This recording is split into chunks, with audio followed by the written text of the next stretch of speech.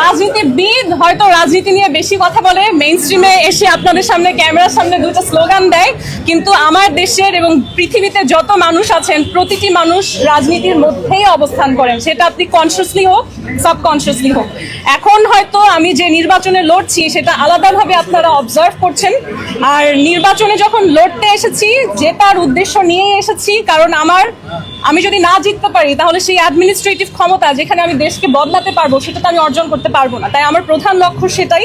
আর কাউকে আমি কম্পিটিশন মনে করি না, বরঞ্চ অন্যদের কাছ থেকে শেখার চেষ্টা করছি, যাদেরকে আমার সাথে আছেন বা আমার অপোজিশনে আছেন তাদের কাছ থেকেও কতটুকু শেখা যায়, তারা কি স্ট্র্যাটেজিস নিয়ে আগে সফল হয়েছেন সেটা বোঝার চেষ্টা করছি। বাংলাদেশের মানুষ নতুনত্ব চায়, তারা একঘেয়েমিতে পড়ে গিয়েছে, তারা এক জিনিস আর দেখতে চায় না, এবং তারা আসলেই এমন মানুষ চায় যে ব্যতিক্রমী এবং নির্ভয়ে নিজের কথা বলতে পারে। কারণ যেই মানুষ নির্ভয়ে নিজের কথা বলতে পারে না, নির্ভয়ে সমাজে অন্যায়ের প্রতিবাদ করতে পারে না, তার কাছে যদি আপনি পৃথিবীর সব ক্ষমতাও দেন তখনও সে অন্যায়ের প্রতিবাদ করবে না, কারণ যার স্বভাবেই সেটা নেই তাকে আসলে ক্ষমতা দিয়েও লাভ নেই।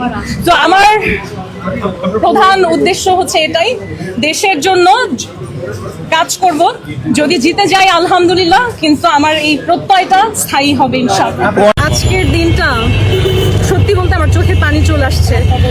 আল্লাহর অনেক বড় রহমত আমার উপর যে আমি যে সংকল্প নিয়েছি দেশের জন্য কাজ করতে চাই, নির্বাচনে দাঁড়াতে চাই, আল্লাহ যে আমাকে বৈধতা দিতে সহায়তা করেছেন আজকে আলহামদুলিল্লাহ, তার জন্য আমি অনেক অনেক গ্রেটফুল। এবং আমার মনে হয় যে মিডিয়ার সাথে কথা বলছি, কিন্তু এই মুহূর্তে আমার আসলে যেটা করা উচিত, আমার 2 রাকাত নফল নামাজ পড়ে আল্লাহকে আগে ধন্যবাদ বলা উচিত।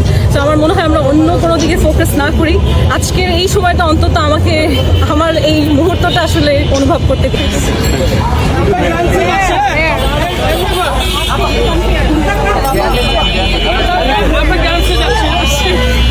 হ্যাঁ হ্যাঁ, অফিসের উল্টা পাশে, তাই তো? হ্যাঁ।